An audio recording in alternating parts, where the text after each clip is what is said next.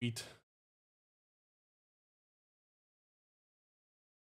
battle again.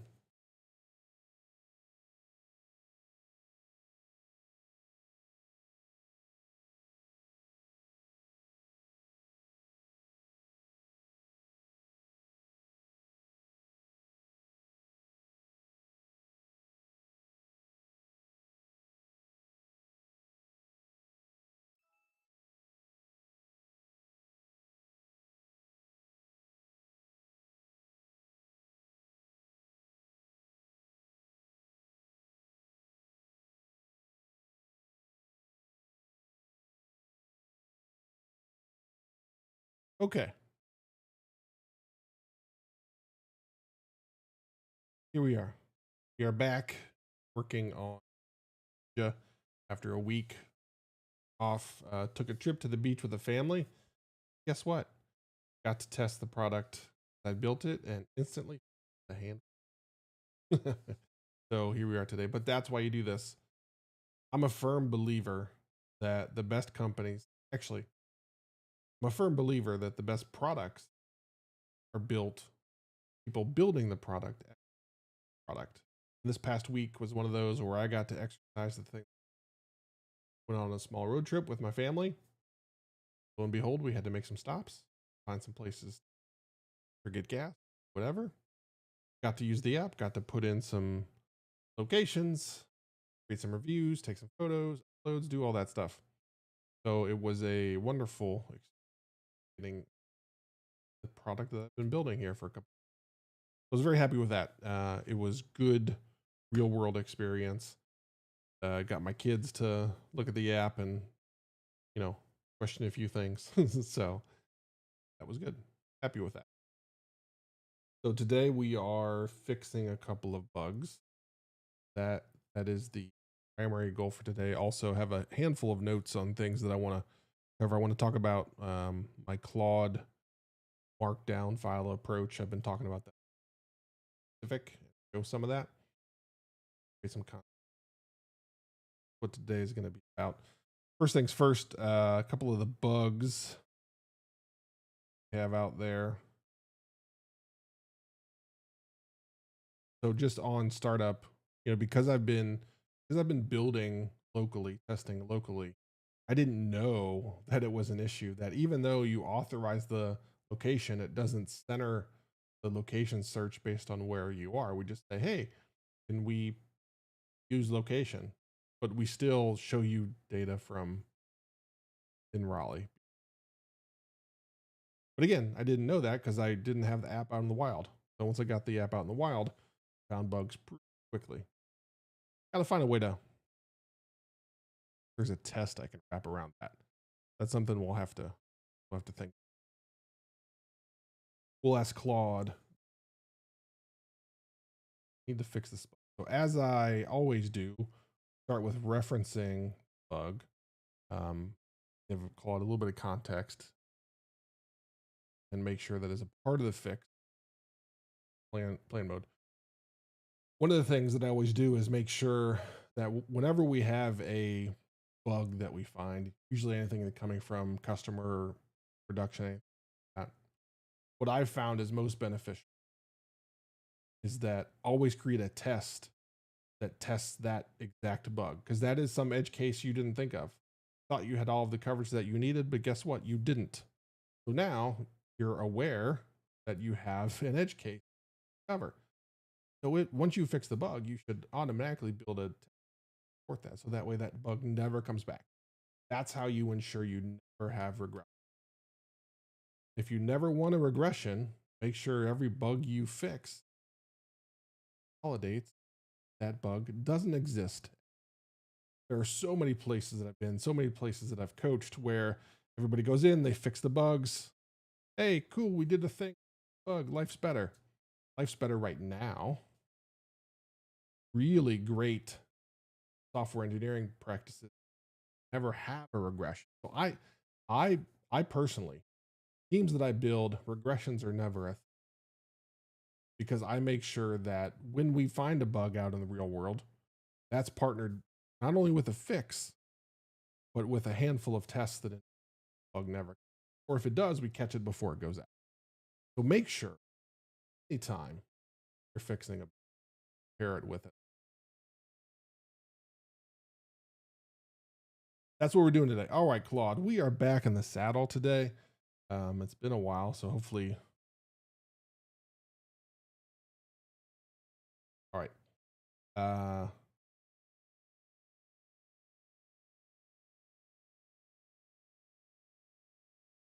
Bug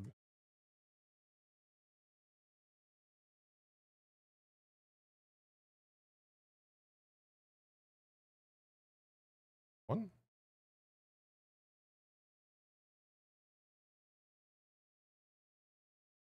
Build a plan for how can press and sure that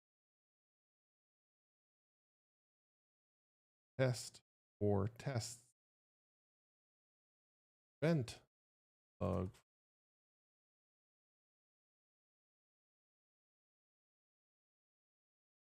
plan.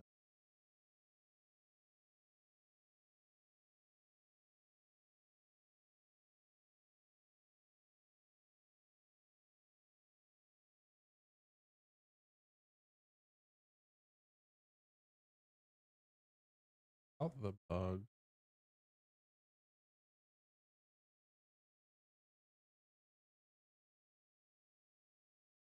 Okay.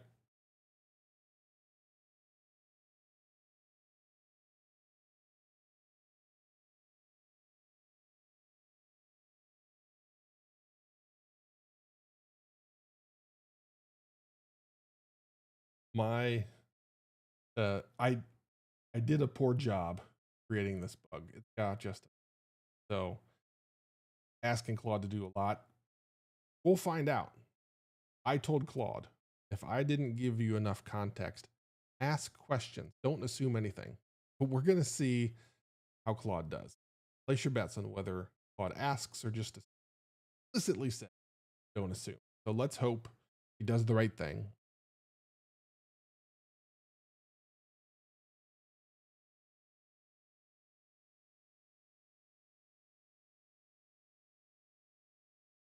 Like they're doing great research. The good news is Claude at least recognized that the issue description is Claude. Ask questions like I, or will there be a something?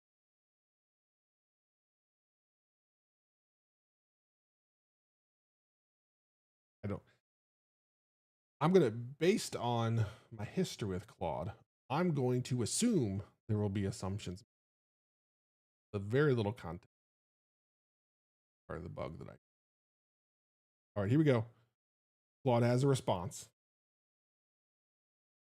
Did he assume things or not?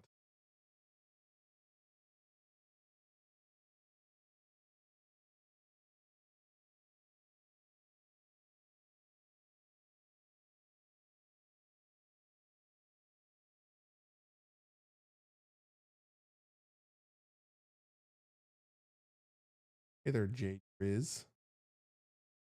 No, I am building an app called Road Trip Ninja that allows parents who are on a road trip with their kids to quickly find beneficial places they can search and filter based on what they need, see reviews based on people that have stopped with similar kids. Bathrooms clean, was good, was there like a playground or anything for them to get out and run around in. So I went on a road trip with my kids. My kids are teenagers, not exactly the same, but we did some testing, found a few bugs. So I'm here to fix some of those bugs, and I'm trying to build this exclusively using Claude Code. So that's what I'm doing. So I just asked Claude to take a look at a bug that I created, figure some.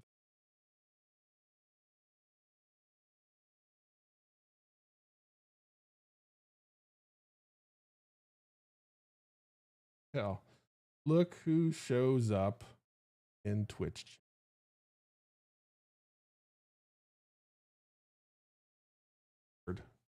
What has this world come to?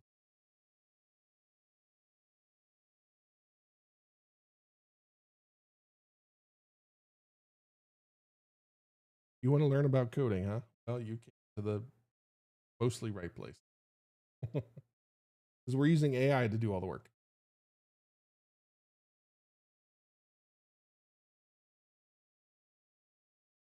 Jadriz, you saw an idea on Reddit like this exact app that I'm building, or the idea of the approach that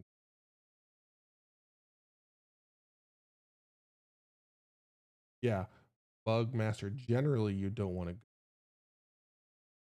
That's okay. Okay, so I'm not gonna ask. Want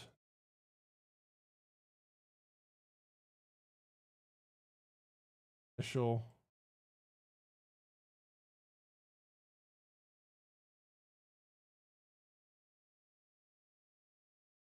always Raleigh.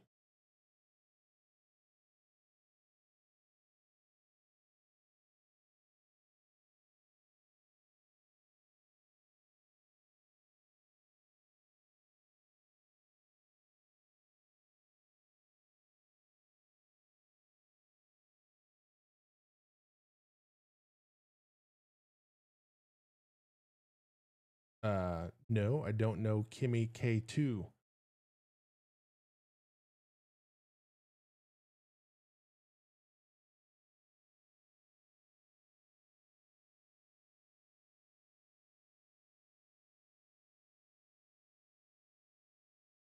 And so Jadriz would say he built it.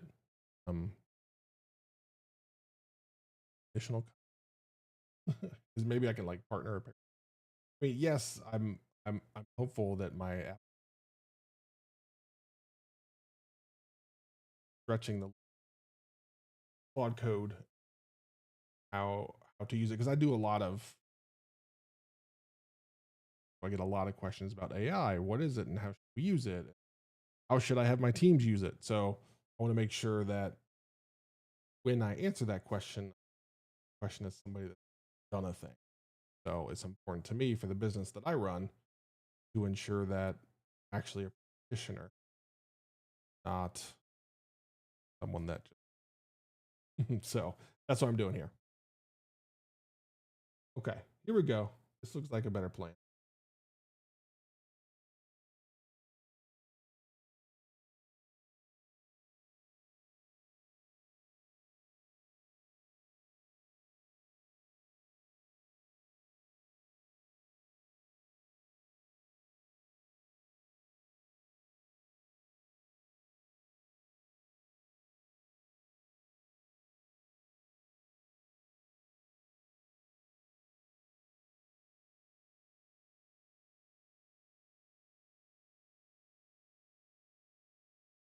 Oh, that stinks. Mike's. Oh wait, I gotta. I think I know what the issue.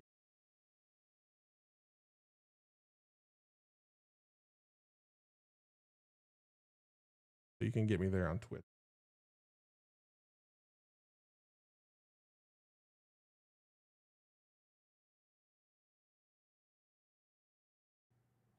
I have a noise gate. I hope I wasn't cutting out because J Driz, what's up? Thanks for the follow. On Twitch now. We're all better.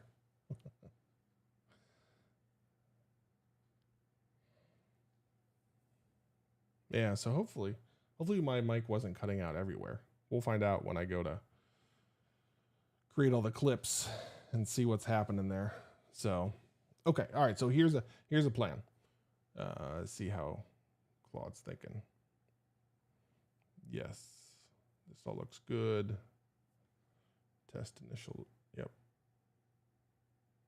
Okay. All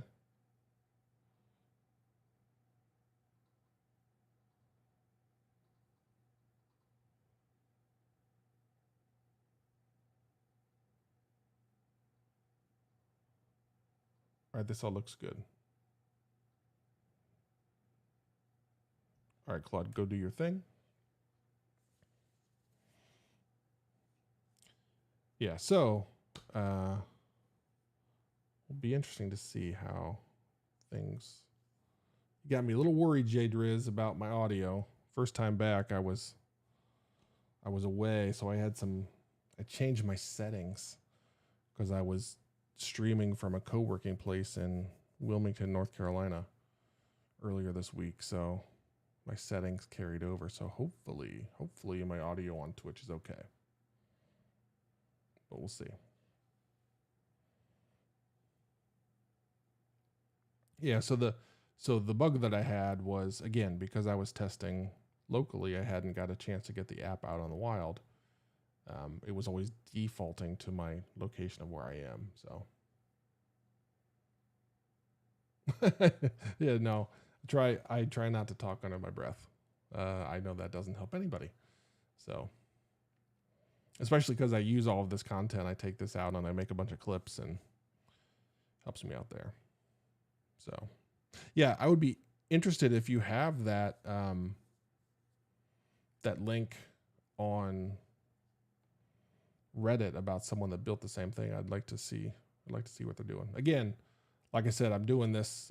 Sure, it would be cool if this app turns into something, but the most important thing is to make sure that for the business that I have and the consulting business that I have, that I actually know what I'm talking about. There's a lot of people out in the AI space that have a lot of thoughts and ideas about how it should work, but they haven't actually done a thing. So it's important to me make sure that I've done the thing. So that way, when my customers ask me questions about how should you use AI, how should their teams use it, I can actually speak from experience, as opposed to telling you what I think, because that doesn't do people a lot of good. So.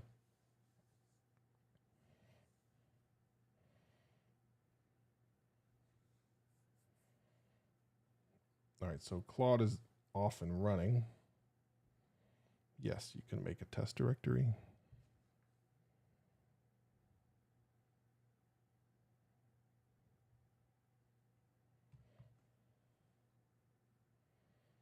So let me get everything running locally.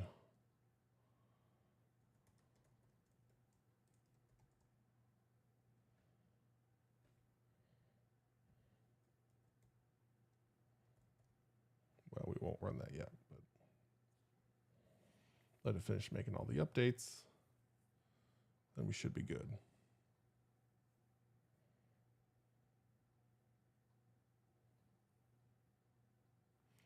So Jay Driz, up on a Saturday night, looking for coding Twitch streamers, huh?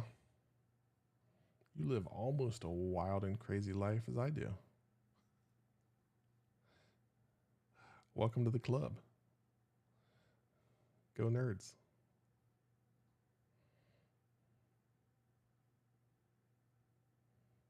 Thanks for searching, man.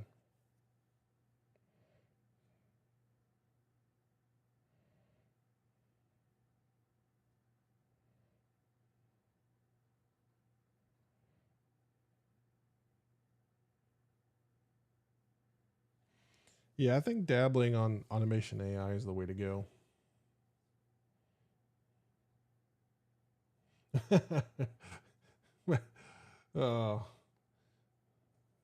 Benjotron, I hope I'm saying that the right way. I have been there.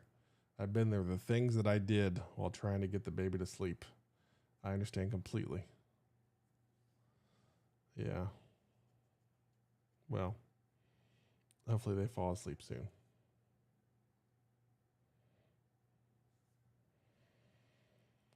It's been a while.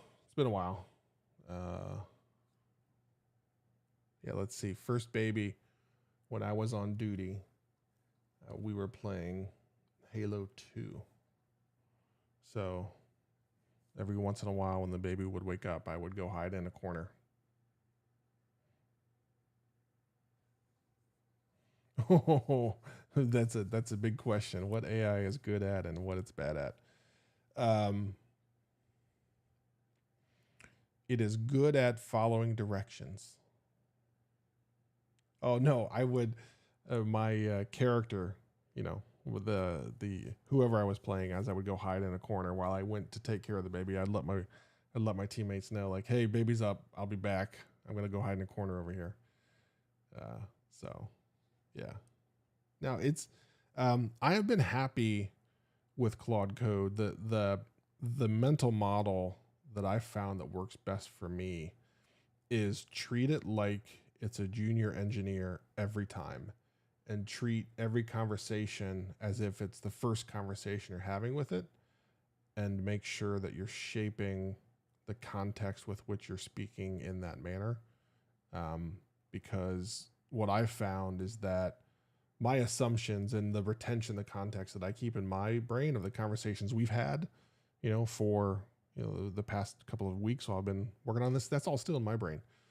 But the token size and context that it can manage just can't compete with that. So I've had to get better at how I prompt and how I talk to it. So yeah, I think keeping scope narrow, as narrow as possible, really is the way to go. I've had a couple times where I've had to abandon whole branches of work because the context and the changes that I was asking it to make was just too big, and it was unfair expecting the AI to be able to manage all that. I was keeping it straight in my head, and I kept recognizing the failures that it was having, and I kept trying to coach it. And again, I was able to maintain the context of the conversation that we were having. In fact, one example was there was a pull request that I was working with it reviewing, and we went back and forth for an hour and 40 minutes. And it was just one of those things where it kept getting slightly off track, but it didn't know it was off track because it couldn't retain the context over that hour and 40 minutes of us having the back and forth. So I eventually just abandoned that entire branch and broke that up and did like 7 smaller chunks to be able to get that same work done. So yeah. Yeah, planning mode is definitely a way to go. I don't do anything without the planning mode. So I start with a planning mode. I have it build a plan, I review the plan, and then I've gotten to the place where once I'm happy with the plan, which is exactly what we're doing, then I tell Claude to just go. And so now it's doing all the things, building all of the tests and making sure that they're all there. So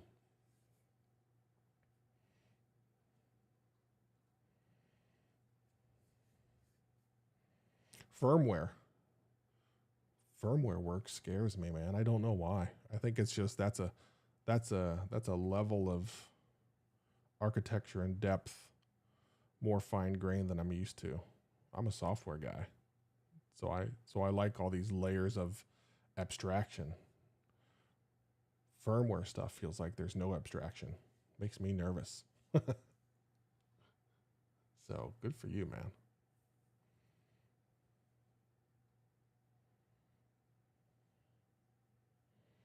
Okay. So tests are passing, build is running. So it's going to declare victory here. We're going to do a couple more things to make sure.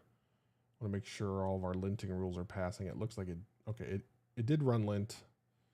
Okay, so let's see what Claude says they did.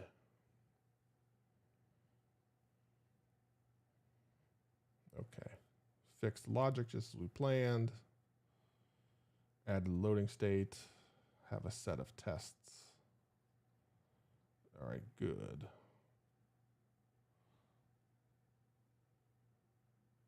Yeah, you should be able to post a link here. We'll find out. Give it a shot. We'll find out. Yeah, I did it. Okay, cool. I'm going to pop that open and see.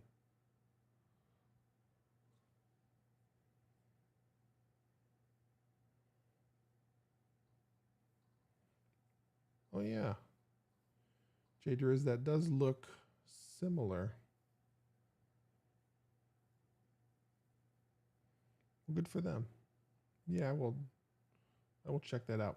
Yeah, what I'm trying to do with this app is I'm trying to have it very like narrow target of parents with kids on the road. Having been a parent with kids on the road many times, just like begging to find a spot to stop where I was comfortable letting the kids run around. I knew the food was going to be okay. Because the number of times that we stopped at like a McDonald's and we were hoping there was a play place or something like that for them to run around in, you know, because we were on like an 8-hour drive or something. Just it was really annoying that it was harder than I would have liked to find those things. So, but yeah, we'll definitely check that out. That's pretty cool. So good for them, man. Yeah, and I'm not doing a mobile app yet.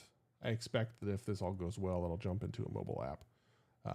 But I am just sticking with technology that I know, again, because my efforts are really centered around on learning how to use Claude Code very well to be able to offer my customers, anybody else that reaches out, real definitive thoughts and views on how you should use it, how you shouldn't use it, what the dangers are. So that's what this is about.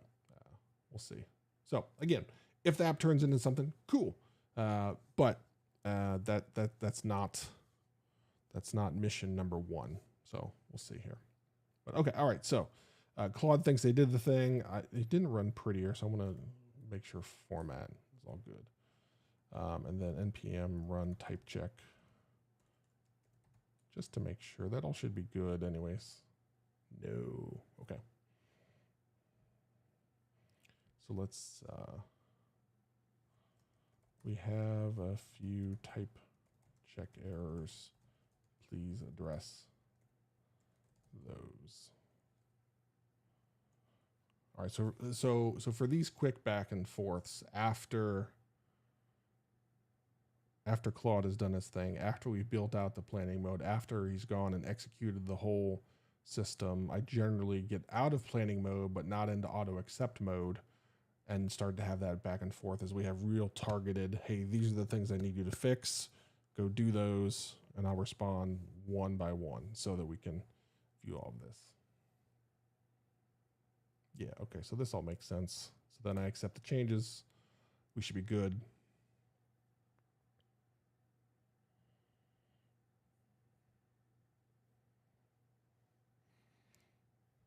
Yeah, Jay Driz, you got me worried, man. You got me worried about that first part of the audio.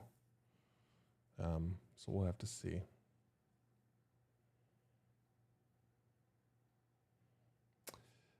Benjotron, you are correct. It certainly should. So that is something that I want to talk about today. At some point here, after we get this bug fixed, I have to go through and what I'll do is I'll ask it.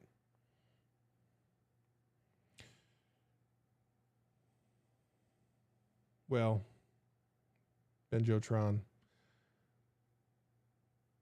most of the time, well, actually, let me stop. I have stopped trusting Claude Code. I have learned to accept that I should not trust Claude Code, even though the markdown files all say very explicitly, do this, or make sure you don't do this.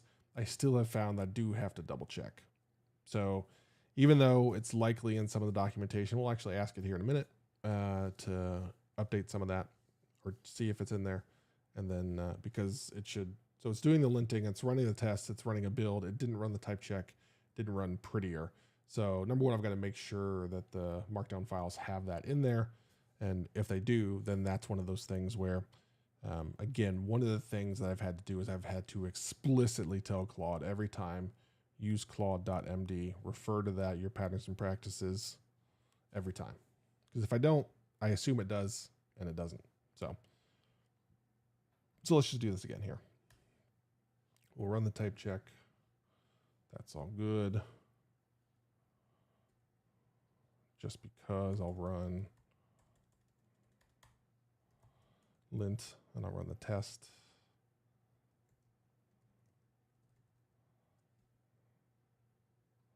That all should be good. Okay.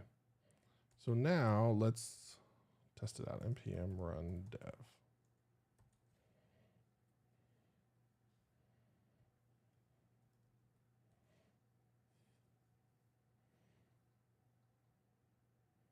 Okay, so it's, let me sign in.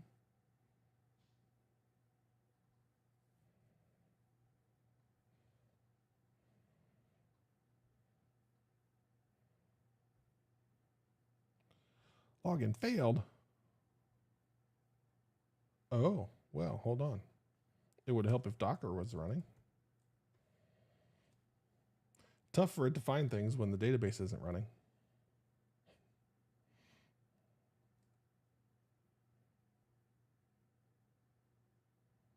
So let me fix that.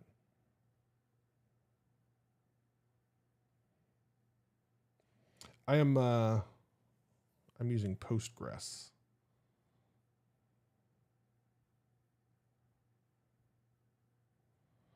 Docker, we said run.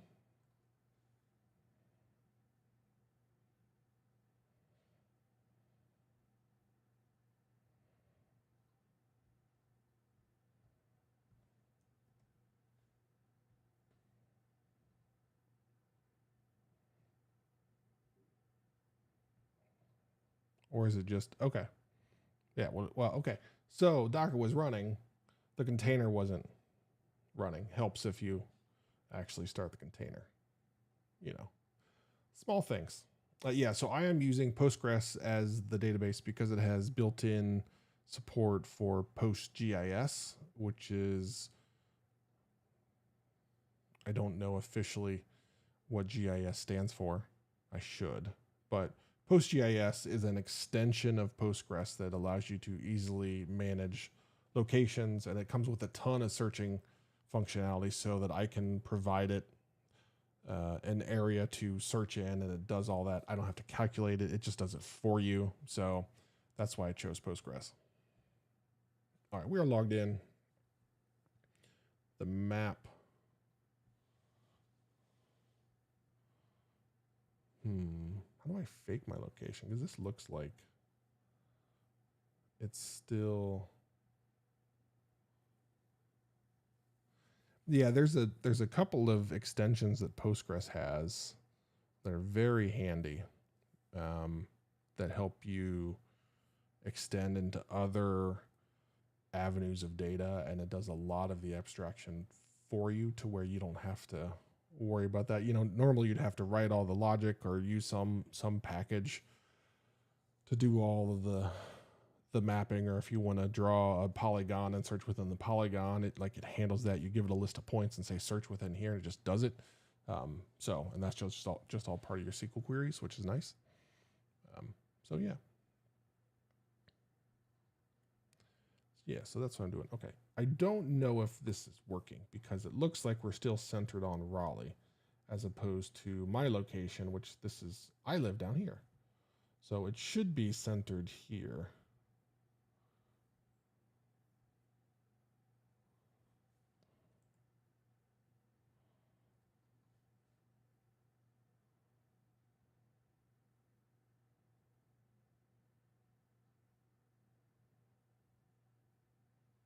So I'm a little unsure.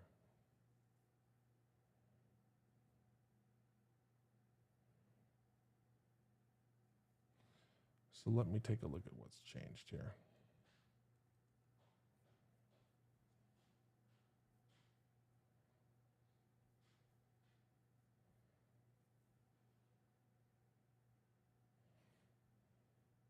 So what should happen is if I hit this, then this button should center on my location, this button right here. Yeah, so it actually doesn't do that. Yeah. So that's a problem. So let's go back and say, yo, bro, didn't totally do what we thought. So just test the application, and it still centers on Raleigh. It does not center on my location until after I hit the button on the map view that forces the map to center on my current location.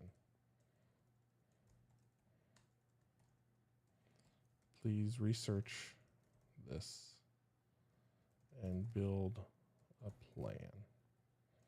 So this is one of those things where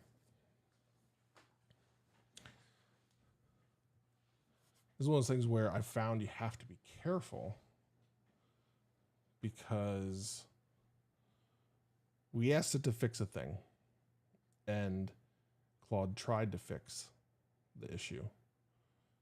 Claude didn't fix the issue. So now I'm asking it again. So the question is, did I create a bunch of useless, not helpful code that it thought fixed the thing? So should I just abandon all of that and start over? Because maybe I didn't give it the right context or whatever to be able to figure that out. Or maybe it's just a slight tweak. So if it's just a slight tweak, then I'm going to go with what we have and not worry about, hey, we have a bunch of extra code that we don't really need, because that's really the danger that we have now, is that, hey, it tried to make a fix. Claude tried to get the fix, it got it wrong. So now what do we do? Okay.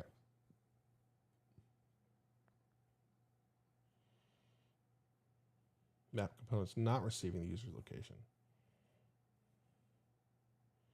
So page component gets the user's location, sets the search bounds. Map component has its own independent user location state. Oh boy, okay. That's not good.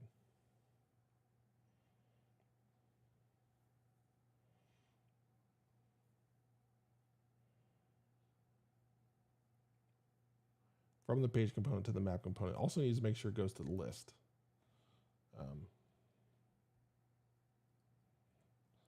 Make sure this plan also passes the location data to the list view.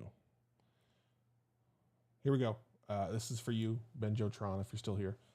Make sure your plan aligns with the patterns and practices we define in Claude.md.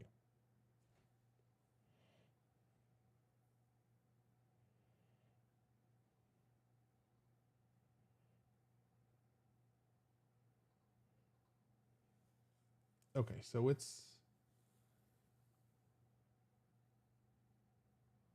we had multiple levels of failure here. So I'm okay with this plan. I don't feel like we have to abandon some of the code that it created. So the page wasn't getting the location. That was problem one. The page is now getting the location, but it wasn't passing it on to the map component. So now that's the issue. It needs to pass it on to the map component. It's going to do that.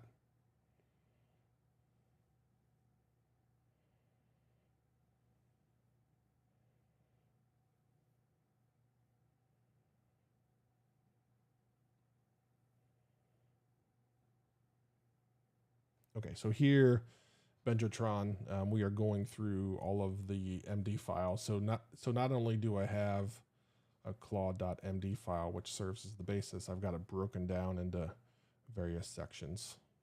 So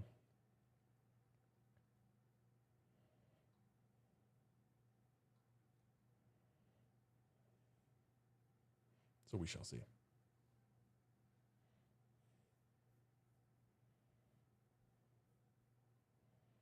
Yeah, so our changes to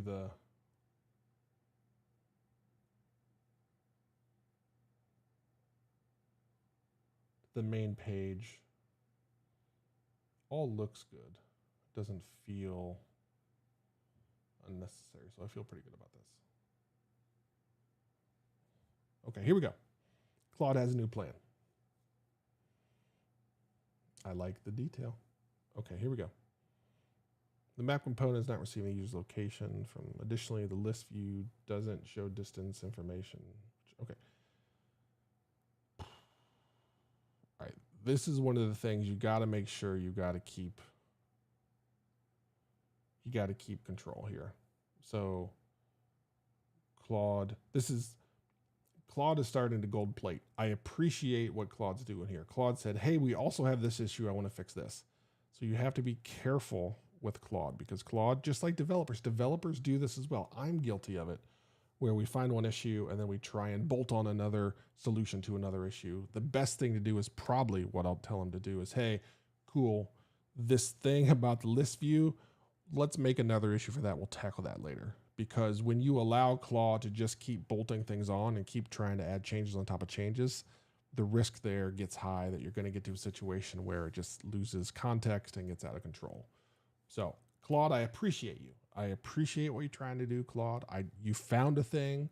You're like, hey, this would be better for the users. Yes, that's fine. We're just not going to fix it right now. So I'll ask Claude to make an issue for that. We'll tackle that maybe later tonight. That's fine, but we're not going to let that muck up this fix. We're going to stay focused on we are simply fixing, centering the map on where we are, because that's problem number one. Okay. Page component gets user location, needs to pass to the map component.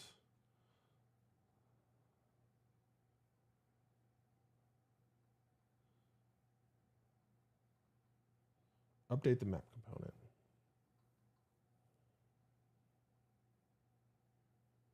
Okay. All right, first things first. No, Claude. This looks good, but I don't want to address the, geez, I can't type, distance issue you bring up. Jeez, up on the list view. Let's create an issue for that with appropriate context so we can fix it later. I want to stay focused on making sure both the map and list views center their search on the user's location whenever we have it. Update the plan and create an issue. Or update the plan with this additional context. Okay. J. Driz, I don't know if this is the future of devs. That's what I'm trying to figure out. I'm trying to figure out what is appropriate usage of a tool like Claude Code for developers. I think it can be very beneficial, but also you can find yourself wasting time. So that's really what I'm looking for. That's why I'm doing all of this, is try and find that sweet spot. What is the sweet spot? Where is the right, just like, where's the Goldilocks zone? That's what I'm trying to do. I'm trying to find the Goldilocks zone of just enough usage of AI. We don't want it too hot. We don't want it too cold. We want it to be just right. I don't have that answer yet, but that's what I'm trying to figure out. We're going to figure it out together and go from there. Okay, updates.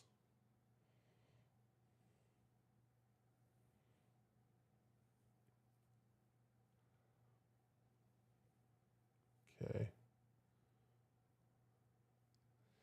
You nailed it, Benjotron. You are absolutely right.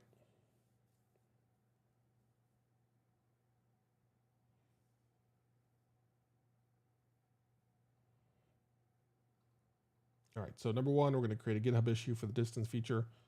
Check. Cool. Update the map component to accept the location. Add optional user location prop from parent.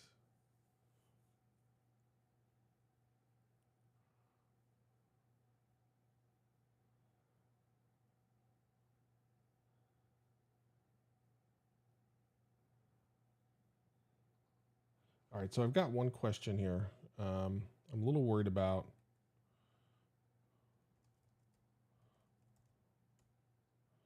So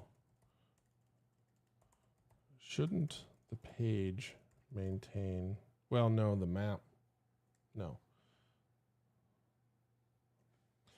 So what I was worried about was we have the page knowing a location, but then the map is also managing location as well. And I started to think, hey, let's just have the location managed in one spot. Let's manage it simply at the page, and we pass that to the map component or the list view. The problem is the map view is the map view, and you can zoom and scroll and pan and do all that stuff. So we need to ensure that the map control has that. So I think this is actually good. I think I jumped the gun a little bit there.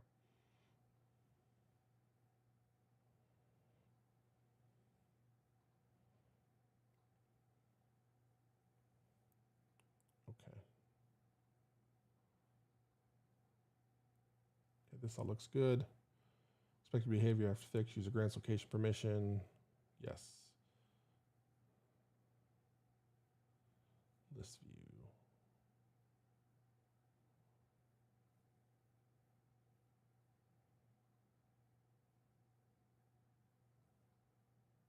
Okay.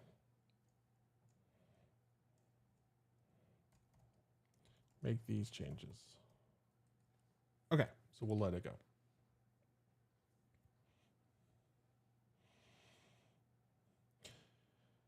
Yeah, Jay Drews, you bring up a interesting thing that I've been thinking about. When I came into the software world 25 years ago, we were in this transition where the common saying was every company is now a software company. And I believe 25 years later, we're making the same transition where right now every company is a software company, because whether they own it, they buy it, they build it, there's software that drives their business. They can't operate without software.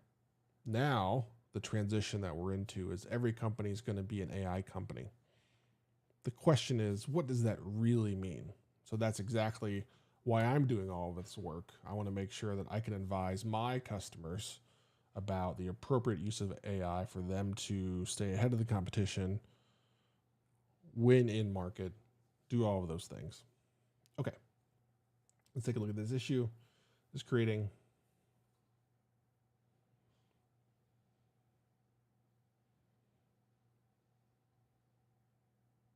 Yeah, okay, this is all good. This all makes sense. Yeah, so this is something I'm very fond of, is having Claude Code create GitHub issues or Jira issues, whatever your system is. As you discover things, have Claude Code write up the issue. Tell it, hey, we're going to work on this later. Make sure you include whatever context you think would be beneficial for you to pick this work up later and make that happen. It writes pretty darn good issues. In fact, one of the interesting, so I posted a TikTok and it showed a pull request that had been created on some of the work that I was doing. And one of the commenters was like, how long did it take you to write that PR summary? And the answer was not very long at all, because Claude Code did all of the work. But that PR summary is good. So when I have Claude Code create a PR summary, I make sure that I say, make sure that you include all of the context that would be beneficial for the reviewers to review the code effectively. So that, think about whenever you're working on a PR and it's just like there's a single line item of this is what it does, right? That doesn't do you a ton of good. So it does a really good job of creating PRs. Now, CodeRabbit, which is another tool that I use, one of my 3 code review tools, also creates its own summary, which is beneficial too.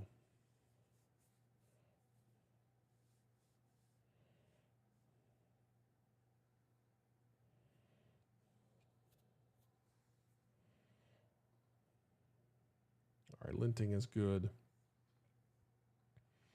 I'm gonna go stop this. Even though Next.js has hot reloads, I find it's still beneficial to stop the server, not just like let it roll. So, okay, here we go. Claude believes it did a thing. Created the issue. Cool. Check. Updated the map component. We're just gonna do it. We'll run test Tests are good. Lint is good. Format is good. We'll run type check just because that's good. Okay, so let's get back to business. So we're running again. We refresh the page. Go to the map. We should be centered. Okay, cool. Now, okay.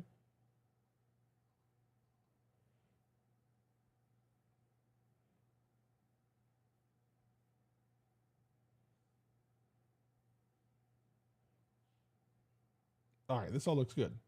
I think we did it. And by we, I mean mostly Claude. Okay, so here we go. We did a thing. All these changes look good. All this looks good.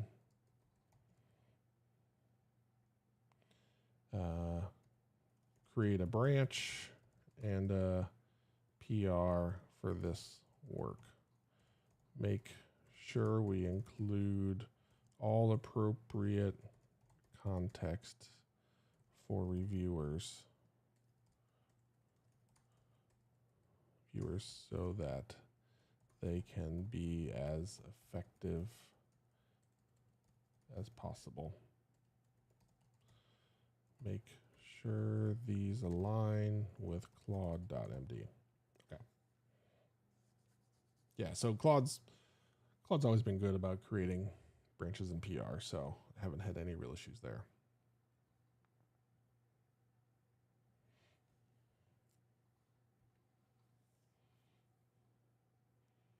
Yeah, so I think that's, so I'll give you the context I'm not providing you. For Jay Drizz's question about, is this the future of devs? That's really the world that we're in. And those of you that are watching this stream or watching a TikTok or YouTube short or Instagram reel or whatever it is, those of you that are watching this, you're in the right spot. You're doing the right thing. Everything's going to be AI powered. Make sure that you're on the forefront, that you're learning it so that you are leveraging AI and not letting AI leverage you. So if you're watching this, you're ahead of the game. Keep doing what you're doing. Okay. So the fixes.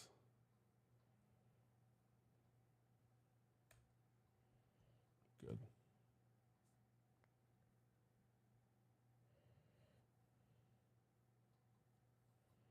So let's see, other things. Jay Driz, I am deploying on Railway. So I've been very happy with Railway as a hosting solution. I am not a DevOps guy. I don't pretend to be a DevOps guy, but Railway has allowed me to comfortably, confidently deploy everything I've had to deploy for the past year and change. Actually, close to 2. Yeah, so for 2 years now, on a handful of products, I've been using Railway, and it's been rock solid. Benjotron with the good points, the good questions today. I'm going to get to you on that in a second. Let me check this PR out here real quick.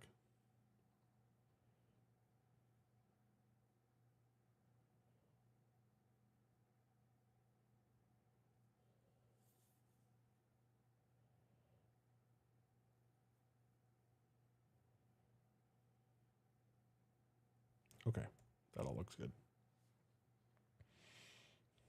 All right, so Benjotron, who is on freaking fire tonight. Actually, Jay Driz and Benjotron are crushing it. Who am I kidding? Shout out to you guys for making the stream awesome. Number one, I really appreciate you guys hanging out with me. I enjoy streaming. I enjoy building products. What I've said is coding is my woodworking. A lot of people get into woodworking or whatever their hobby is. This is my hobby. I enjoy doing this. I enjoyed even more streaming. I enjoy it even more streaming, talking to other people that are wrestling with the same thing. So I appreciate you both being here. So the question is using tools like Claude Code the future of development or just the future of text editors? That's a damn good question.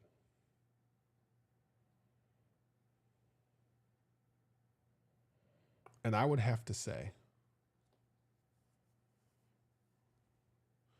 so here's what I've been telling my customers.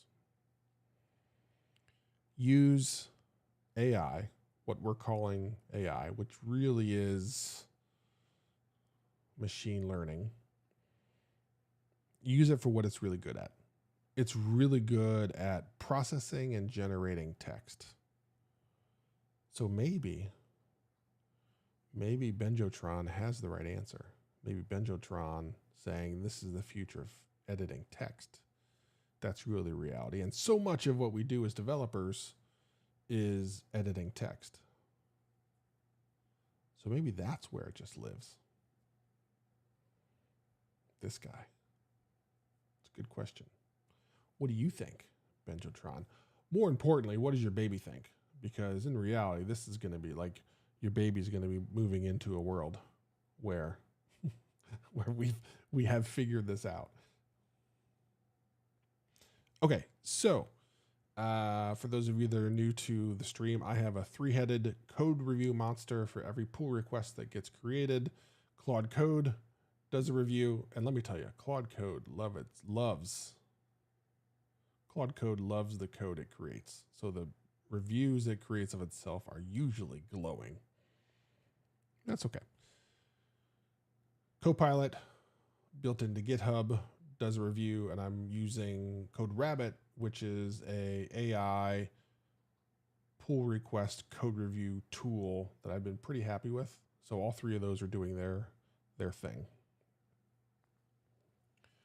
So we're going to let them go.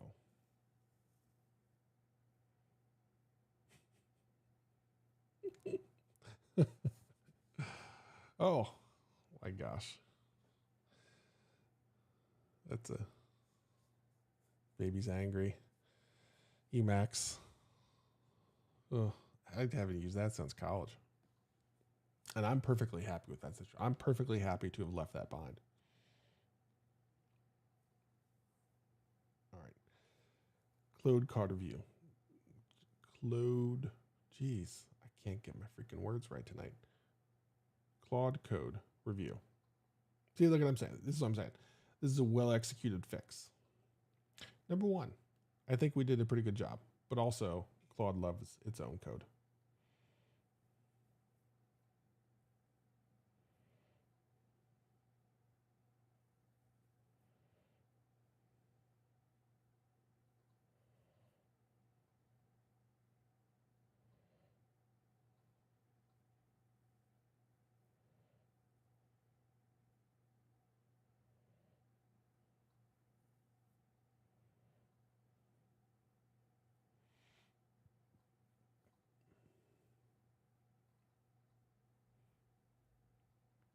All right, sorry I'm being quiet. I'm going through the reviews.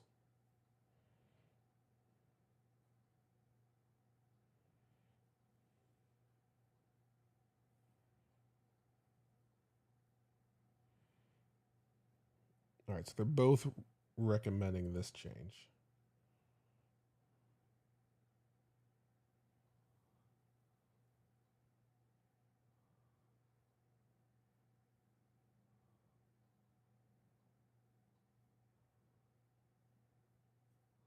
All right, where's CodeRabbit's review?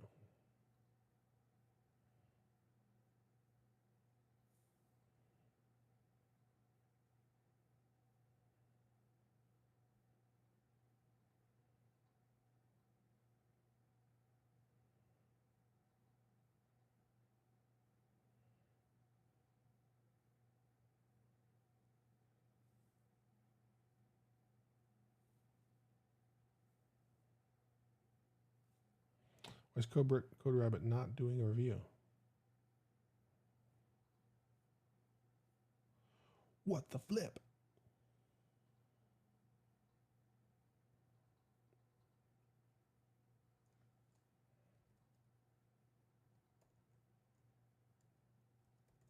I think I can just do this.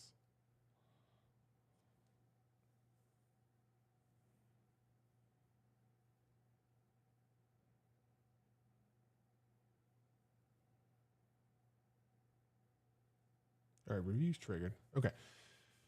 So the other thing that I do is with these 3 review tools, I then have Claude read all of the comments and build a plan for responding to the comments. And if there are ones that we should address now, we address those. If there's ones that we actually really don't worry about, we don't worry about. And if there are ones that we should worry about, but not right now, then I have it create issues for us to go tackle at a later date. So we're going to let CodeRabbit do its thing. One workflow, awaiting approval. I wonder what was waiting.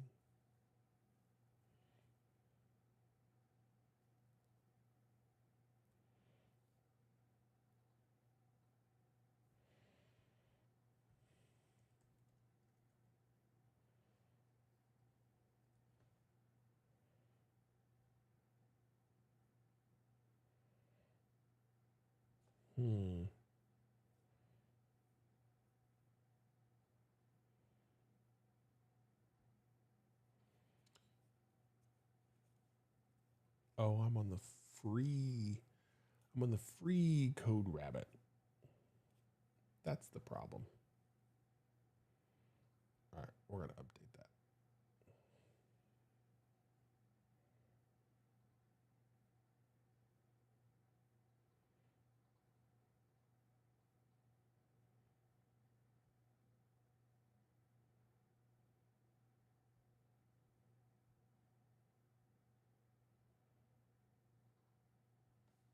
All right, sorry, I am upgrading my subscription to CodeRabbit. That was the issue.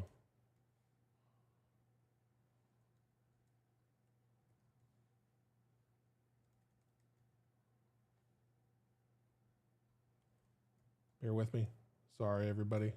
Wondering what the heck this guy's doing. Your stream's so boring, man.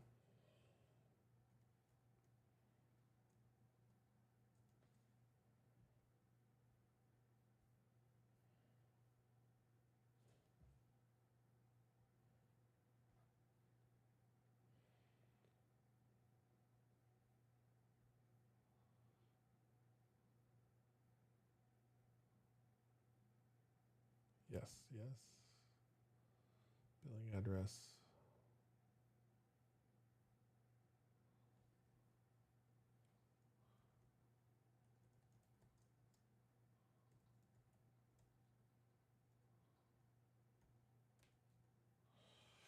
Bear with me, everyone. I apologize.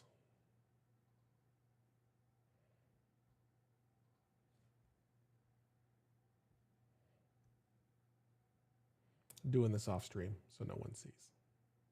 I think you all understand.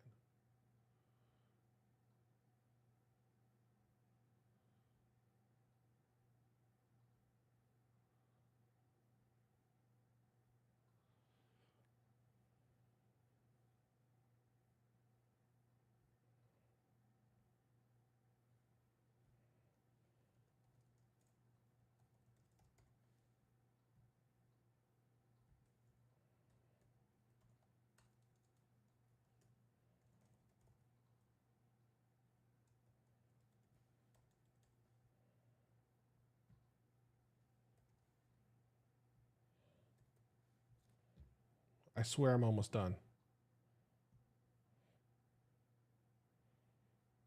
Trying to add. All right. We'll worry about this later. We'll worry about this off stream. My bad, everybody.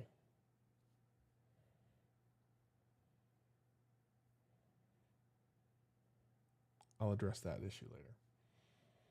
That'll be an off stream thing. Okay, let's go back. All right, Claude, back to plan mode. Please read through all PR comments and decide how we should address those. our choices are to fix the issue, ignore the issue, or create a GitHub issue for later. Make sure every suggestion from the comments is addressed, and that any fix we plan aligns with Claude.md. Okay. How's the baby doing, Benjotron? Hopefully the baby's starting to chill out. You can lay him down, relax, do whatever you need to do. So I tell you what,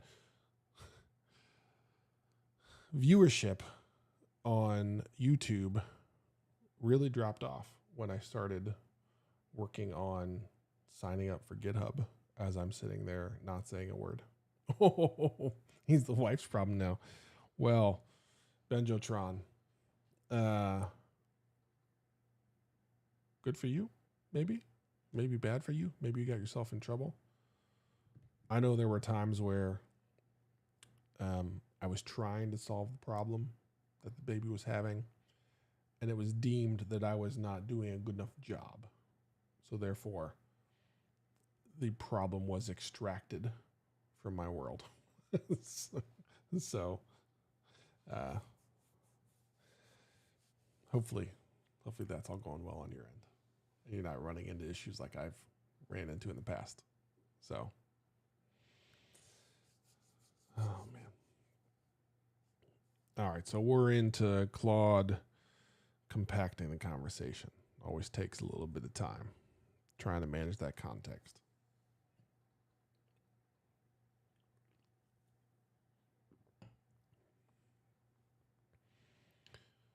So yeah, I've been working on this bug. So we've been streaming for an hour and 8 minutes. So if I didn't have AI, could I have fixed this faster? And I was still streaming, right? You have to accept the reality that there's some brain power allocated to the job of streaming. So let's say I was streaming still. Would I have gotten this fixed faster without AI? I don't know if any of you have seen this, but there was a study published. I have a social media post about it. There was a study published last week that showed that developers believed they were 20% faster, more productive using AI. But in reality, the study found that they were actually 9% less productive or slower. Very small sample size, 16 developers. So take that with a grain of salt. You can't, every study has its flaws. So there's no perfect study, but still it was interesting that there is that perception that like, oh, hey, I'm going faster. I'm the 10X developer now. But maybe you aren't. So I don't know. It's funny. I saw one of my TikTok posts. One of the commenters was disagreeing with me and saying that they are now 20 to 30 times more productive because of AI. I chose not to respond to that comment because I felt like that was just a debate that could never be won. So I just like, okay, cool. Enjoy your 20 to 30 times productivity. That's awesome. But I definitely was not going to get into the debate. Yeah, 20 to 30 times. That's a lot. It's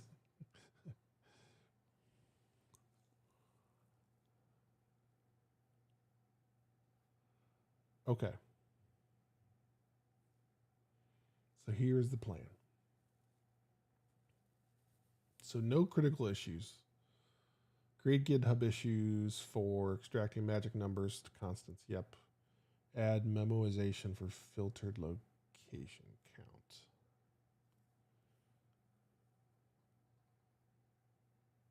Okay.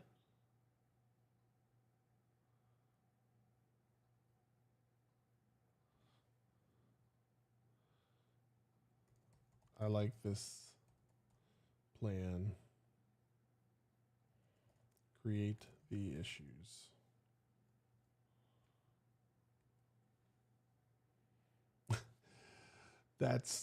So the question of how unproductive were you before? Now that you're claiming you're 20 to 30 times more productive, that was the exact response that I wanted to type into TikTok. But I chose not to. I just knew that was going to be one of those things that just wasn't worth it. So I was just like, all right, go get them, buddy. So yeah, it just wasn't my thing. All right, so we are creating issues. Let it do its thing.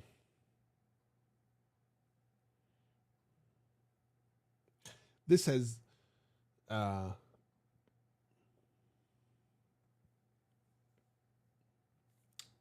this has been a real effective use of AI for me. This has been a really powerful tool for creating GitHub or Jira issues, whatever system that you're using.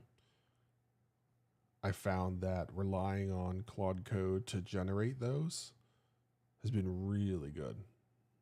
It's made sure that when we go to pick that up, myself and Claude included, we have the context that we need. So I've been very happy with, hey, we found a thing, cool, go create an issue. And the issues it creates are darn good. So I've been happy with that. All right, so we've done that. We are saying, boom, we are going to, so everything's happy. We're all good with this. We're going to merge the PR. So that's good. I'm going to, so we're saying this bug. Okay, closed it.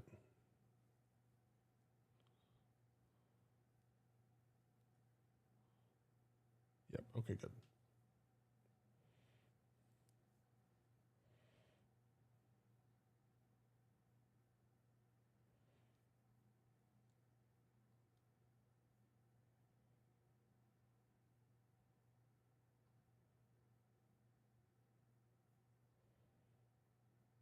Oh, wait.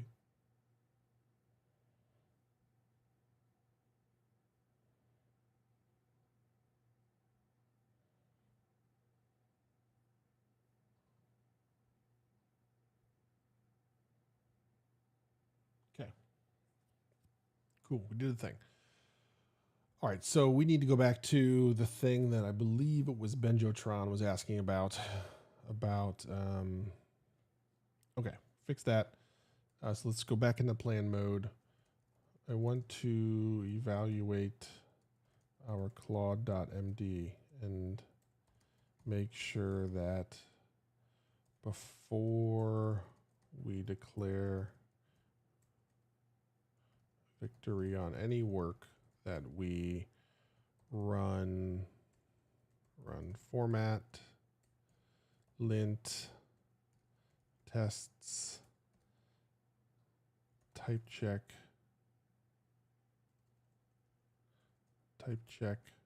jeez, can't type, there you go, pun intended, and build.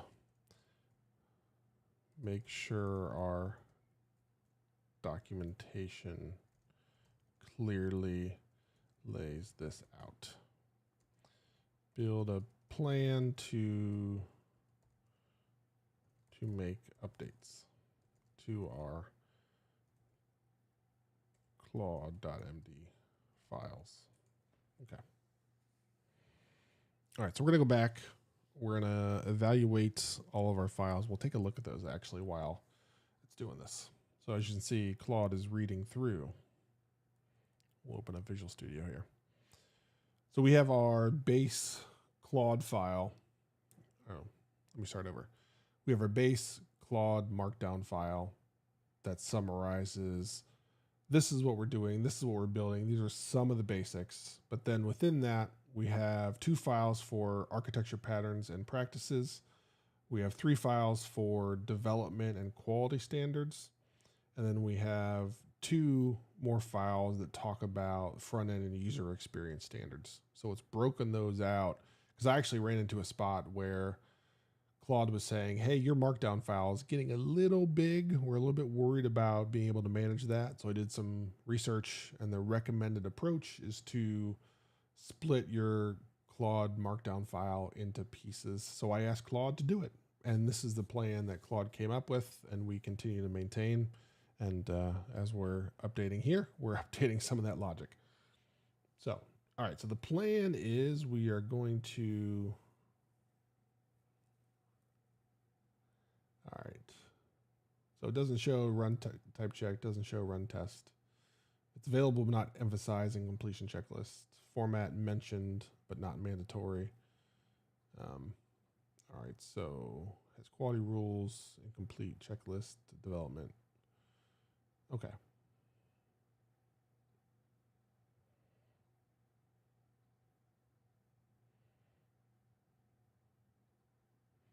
So we're going to update our development standards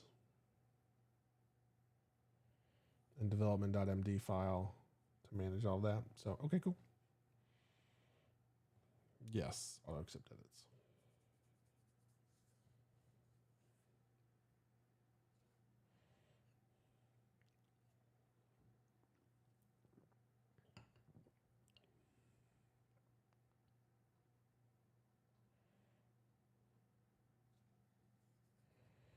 Yeah. So let's see. Things I wanted to talk about. We just talked about Claude Markdown files. We're updating the Claude Markdown files. So that's good. Covered that. We talked about the real world testing, talked about Railway, and we talked about every company being an AI company. So I feel pretty good about that. Okay.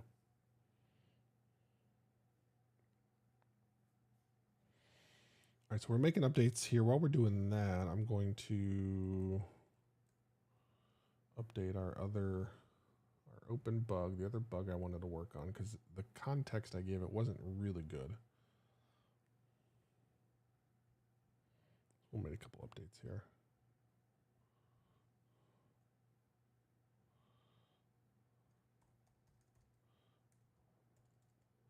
So once I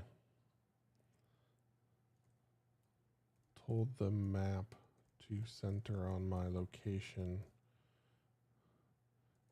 every time I zoomed or panned, 2 ends, the map kept pulling me back to my current location. Make sure that once we establish our current location, we don't force the map to get pulled back there every time.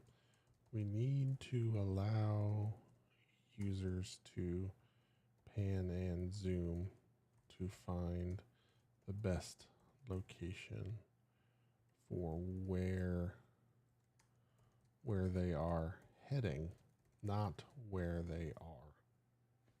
Okay, hopefully that's enough. Not great, but it's okay.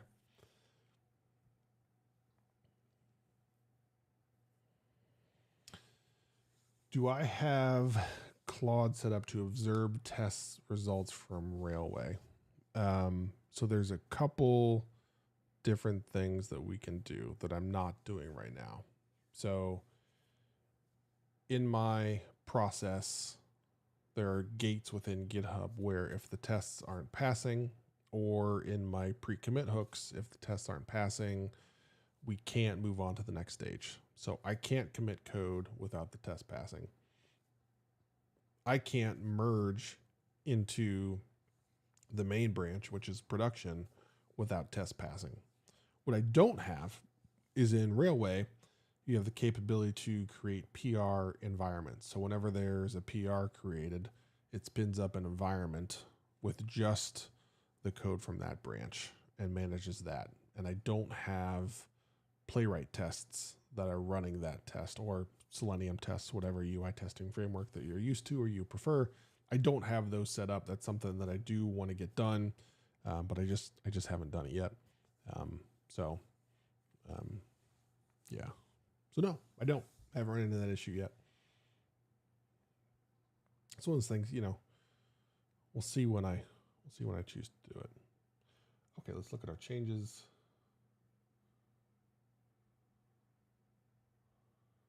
Okay.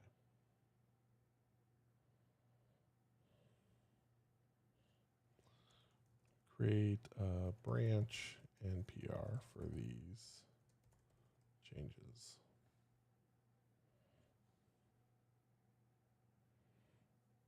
All right, so good. It ran all of its stuff.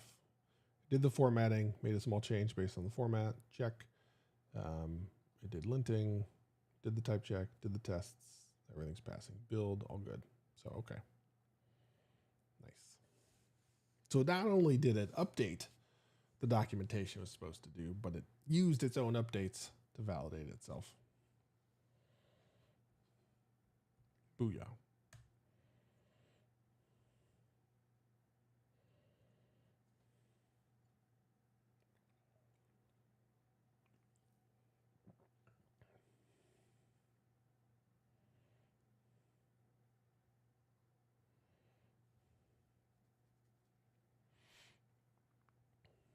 All right. So we created the branch, committed all the code there. Now we are creating the PR, support all of that. Yep, this is all pretty boring stuff, so go ahead.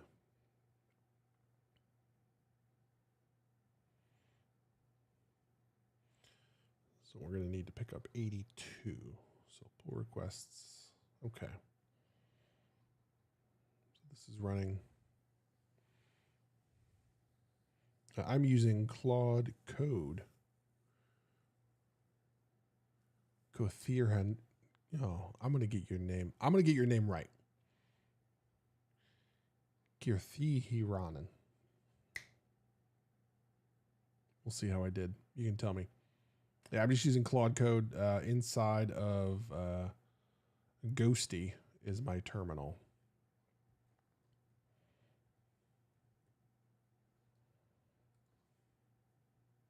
Yeah, so this is the terminal that I'm using. I've been pretty happy with it. I always try to get people's names right, so hopefully I did a good job. I've worked with a lot of teams across the world, and I always encourage people to teach me their names and not say, "Oh, well, call me Sam or Steve." Like, no, I'm going to get your name right. That is one of those things that I always fight hard for. It doesn't mean I do a good job, but I'm going to try. All right, Benjotron, have a good night. I hope the boy sleeps well, which means you sleep well. So take care of yourself. And again, thanks for hanging out. So yeah, so I've been happy with Ghosty. I've tried out a couple of different terminals, and Ghosty's been we'll say good enough.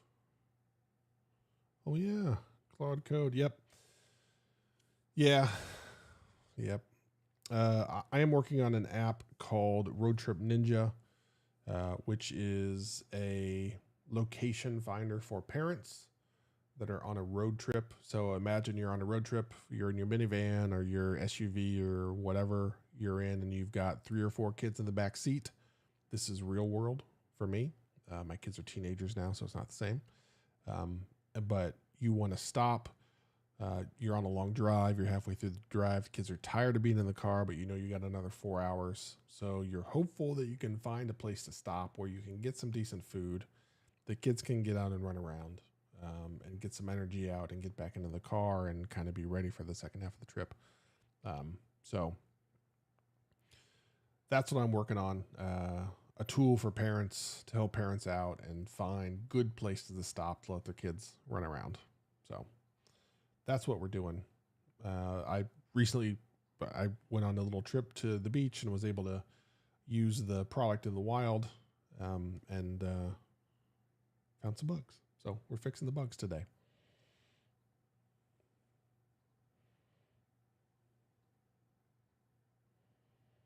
Okay.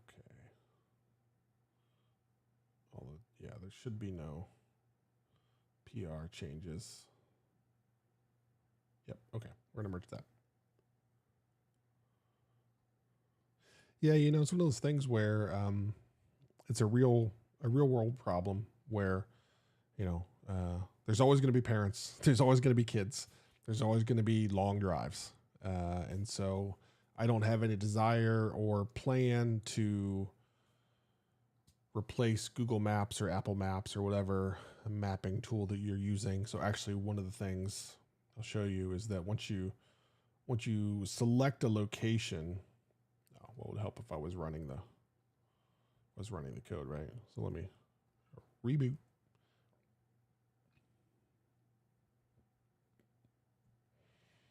So once you find a location, you've looked at the reviews, the pictures, whatever it is, you can click a button to open the location within Apple Maps or Google Maps. Because again, I'm assuming most people are going to use this on the phone. So this lets them find a thing and then send it to their mapping system of choice and say like, hey, take us there. So we're good there. All right, last bug for the night. Yeah, I'm a huge fan, just a massive fan of products that are built by people that use the thing. Like I think tools like Spotify, they do a lot of cool stuff. GitHub, companies like that, where people that build the tool are using the tool on the regular. I found that those are some of my favorite companies and products and all of those things. So, yeah. And again,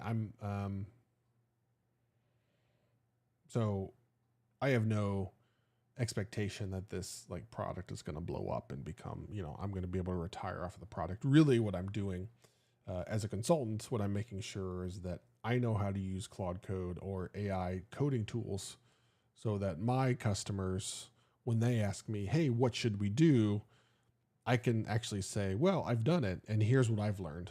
And here's how I would coach you and your teams to use the product or to use these tools. So that's really what I'm after here. This is more me becoming a practitioner in the most common questions I get, right? As I look at some of my customers across the board, they're all asking about AI, right? AI. What do we do? How should we do it? What's the right answer there? So this helps me be confident that when I'm coaching companies and teams that this is what I do, this is what I've learned, so that I can really back it up with facts. Yep. Yeah, Git is a very good example as well. All right, so we're going to do one more bug for tonight. So let me go through, get myself on the right branch.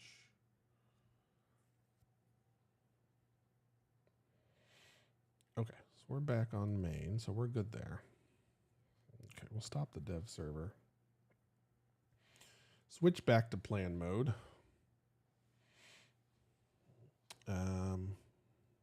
And let's see. So we want to work on bugs 82. I want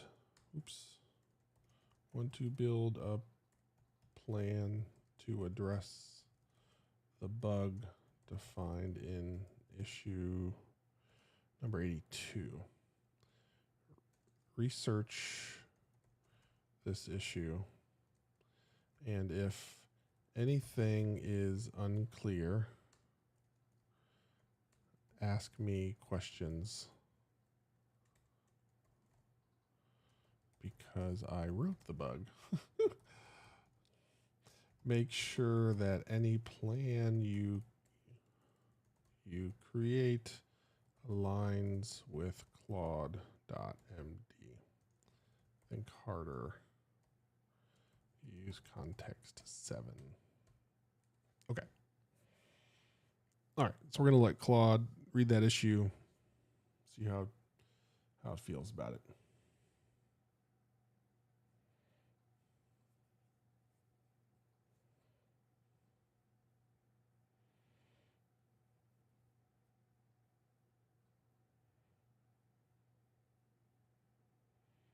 Okay, good. Looks like a small issue.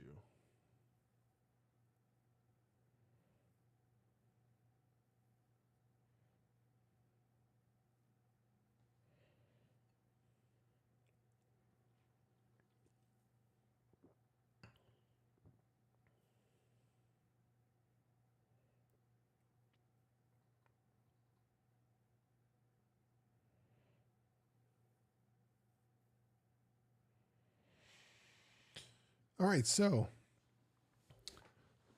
for those of you YouTube viewers, you guys clicked on Claude Code and me. What in the world were you guys hoping to see? Is there anything I can talk about or highlight or do that would be like, yeah, that solves a problem I've been thinking about? You found the title interesting enough to come in, drop in, see what's going on. So what are you guys struggling with? Or what are the things that you're looking to figure out or learn here? Because it might be the same thing I'm trying to figure out. Okay, here we go. Let's look at the plan. All right, so the map controller. Ooh, advice on prompting. I got stuff for you there, my friend. Let me review this plan. I'll talk you through what's working for me.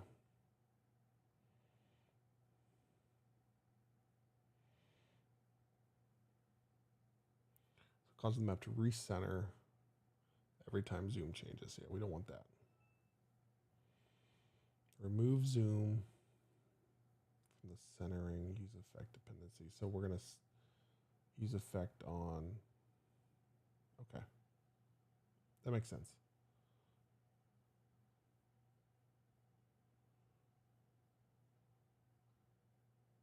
All right, let me get this.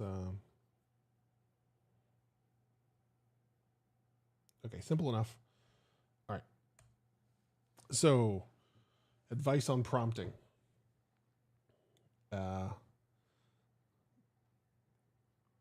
What I've found successful is two things. One, make sure that when you are communicating with Claude, you think of it as a junior engineer and you are crystal clear with the directions that you are providing. Number two, I never rely on previous context. I found that the biggest mistakes, I wouldn't say the biggest mistakes. I found that the most challenges that I've had has been when I'm expecting Claude to maintain context from a conversation that we've been having. I've stopped having conversations with Claude and I've started shaping context and building plans. And then once I'm happy with the context and with the plans, then I let Claude do its thing. But I've stopped having a conversation. So the buzzword now is prompt engineering is dead. Context engineering is how we all should be working. Great. What does that really mean? So to me, context engineering versus prompt engineering just forces you to focus on in one shot, making sure that you provide all of the context necessary for Claude or whatever AI you're using to go make the right decisions, to go build the plan and then follow through with that plan. So I try and do that in two chunks. I try and get it to where the plan mode, once I'm working in it, we get to a plan that I'm happy with, then it's really good at executing against that plan. So don't feel like you have to get the context all in one prompt, all in one shot. you can refine the plan and get it to a spot. Once you're happy with the plan, let it go. So those are things that have worked for me. I've been happy with that. It's taken a lot of trial and error. There's a whole debate about context engineering really is the same as prompt engineering. I think the slight change in wording is beneficial, because when I think about what context does Claude have and how do I shape that so that Claude can be effective in what I'm asking it to do, when I think about that, when I think about making sure that Claude has all the context needed, I find that it works better. So I find that I provide it with more effective information and data for it to do its thing. So that's what's worked for me. I'd say I'm probably about 24 hours of stream time in building. So again, I don't know how you would break out if I'm streaming for 24 hours. Normally stream for a couple hours at a time. So I'm like 12 days in to streaming a couple hours at a time. I don't know what that translates to in like actual coding hours, maybe half of it. I don't know. I'm not sure what the right answer is there, but that's what I've learned. That's how I've become more confident in how I work with Claude Code. So I'm not going to offer you advice, because I don't think many people have enough repetitions with a tool like Claude Code to really give you good advice. What I will give you is I will give you my experience and what I've got right, what I've got wrong, and then you can pull whatever parts out of that make sense for you to go and build your own plan and how you want to attack things. So I think anybody that tries to give you like hardcore advice on this is what you need to do, be skeptical, because it's hard to know what you should do for something that's changing this fast, for something that is this new. There are a lot of self-proclaimed experts that I don't believe are really experts, but that's okay.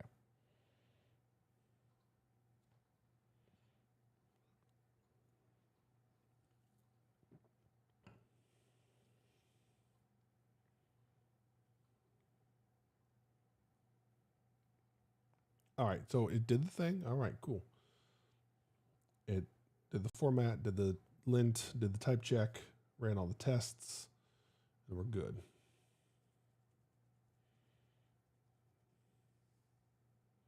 All right, so I'm going to run this, test it out.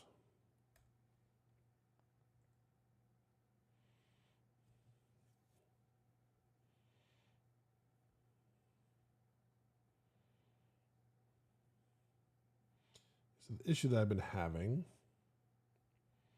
if we go to the map, we should zoom here. So if I force to center my location, if I zoom, it historically would drag. If I pan anywhere, it would historically, what's up with that tile? Oh, there we go. It would historically drag me back. So it's not doing that. So we did a thing. Cool.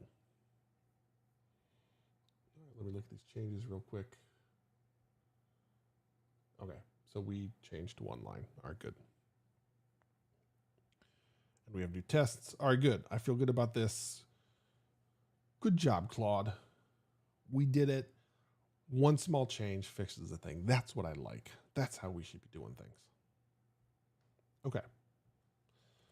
This all looks good. Create a branch and a PR. Make sure to follow our approaches defined in Claude.md. Okay.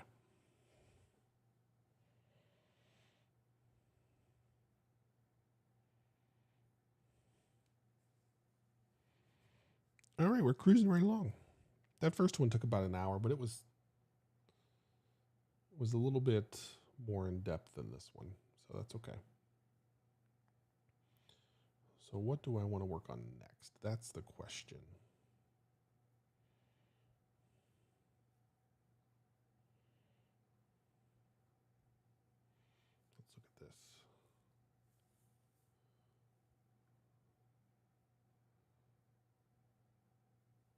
this all looks good. Yeah, so this will fix the two main issues I found while testing on my road trip with my kids. So that's pretty good. I feel pretty good about addressing two core issues in an hour and how long we've been streaming? Hour and 40 minutes. So I feel good about that.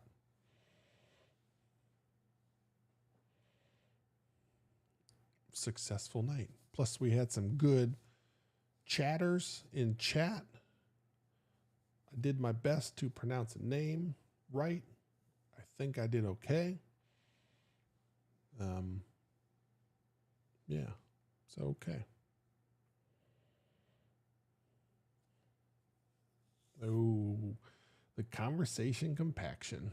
Gotta wait for that. Okay, good. So now back to what do I want to do? So we'll go back, look at my projects. What do we want to tackle?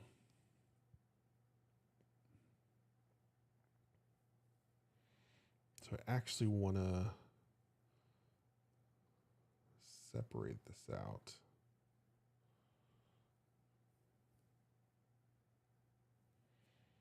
You bet, sir.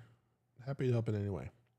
Yeah, so subscribe on YouTube. I'm also on Twitch. Twitch username is actually, I'll give you this username. So that's my username on Twitch. I also post snippets of all my streams on TikTok with that username, Instagram with that username. If you subscribe on YouTube, then you'll get my YouTube shorts. But I am trying to stream all of this as I go live. So happy to have you check back into any streams I'm doing. I'll be back at it again tomorrow. I got to play some League of Legends tonight, though. So I'll be jumping on that here in a little bit once I get this bug knocked out.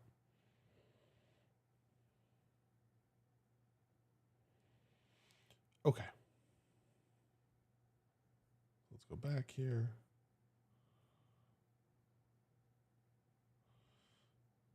Let's just go straight to the PR.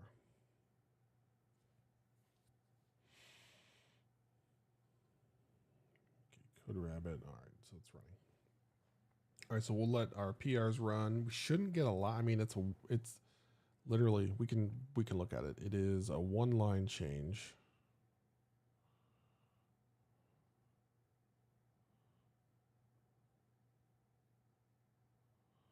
So we removed zoom, the zoom value from the dependency array of our use effect, because every time we were zooming, it then recentered. So that was the issue. So we just removed that dude and then added in a handful of tests to validate against all of that. So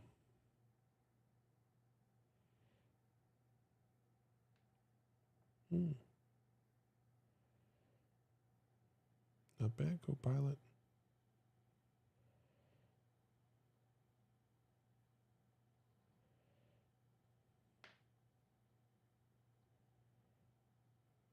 Man, look at Copilot with the comments here. Woo. Good job. See, I spoke too soon. I said, oh, there's not going to be anything in the PR that's going to be of any issue. It's just a one-line change. It was a lot more than the one-line change because of our tests. So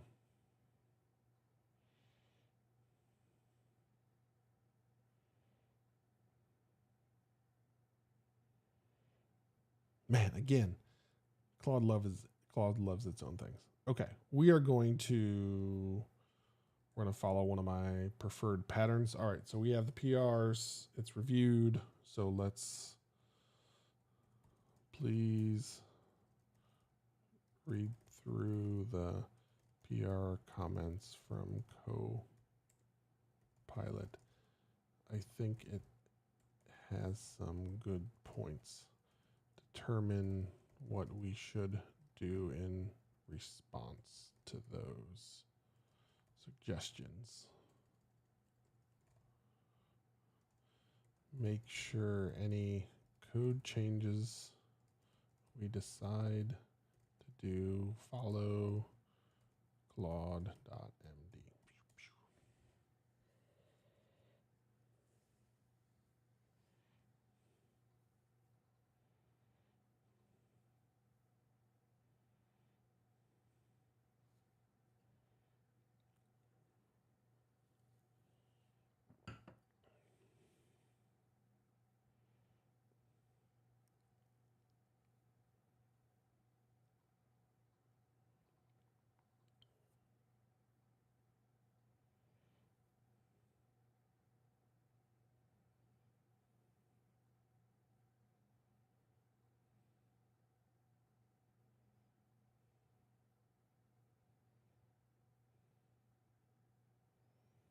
Okay.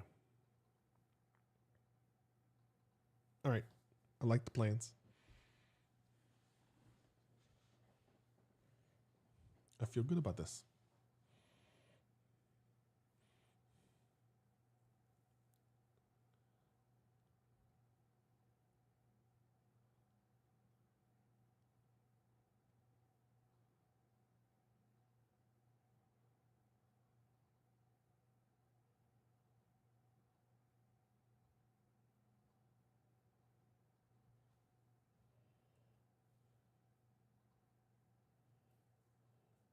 This is where things get sketchy sometimes.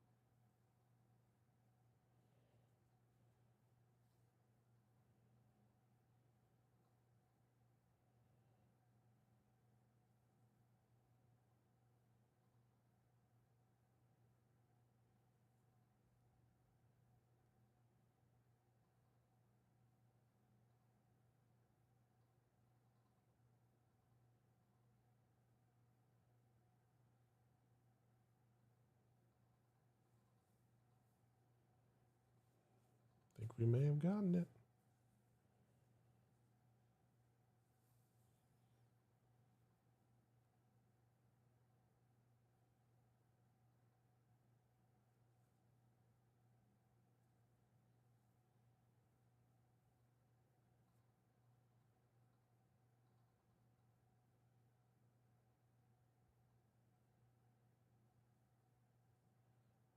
Okay, cool. We did it. All right. Success. We did it.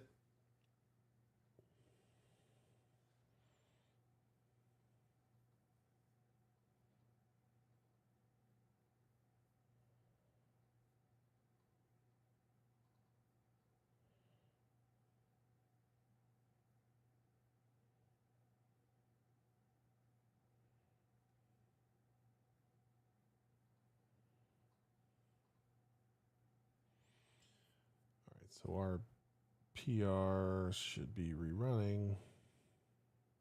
Yep. So we're building on things. Once that passes, then we'll be good. We'll merge. Be done for the night. And hopefully J Driz was right. Hopefully we only had audio issues on YouTube. I hope so. Fingers crossed.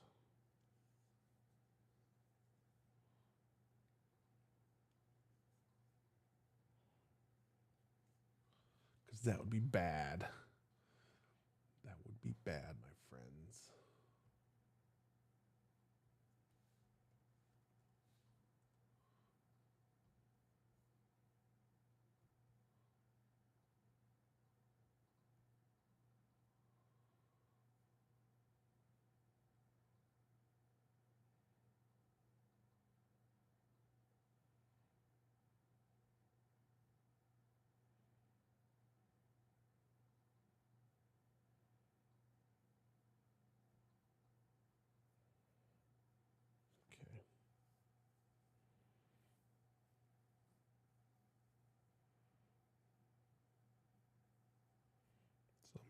Copilot to re-review.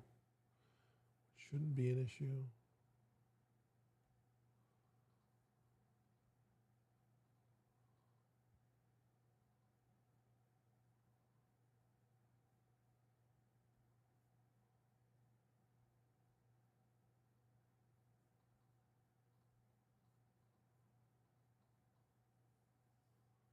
Okay. So we should be.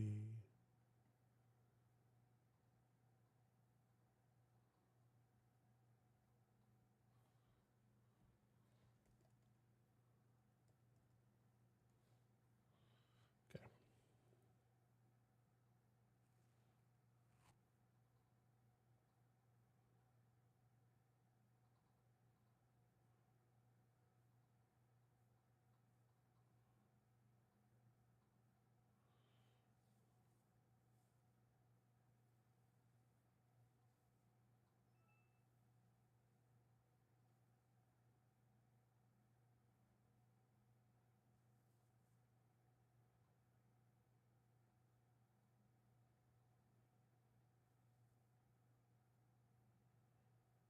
I'm fine with all that. Okay, cool. We did the thing. We fixed our bugs. We made good progress.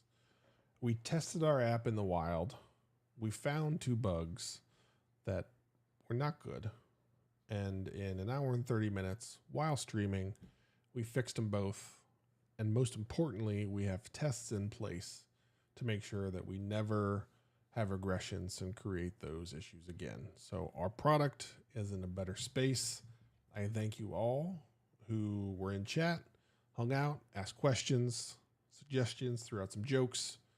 Appreciate it all. I will see you tomorrow when we stream again. All right. Take care, everybody.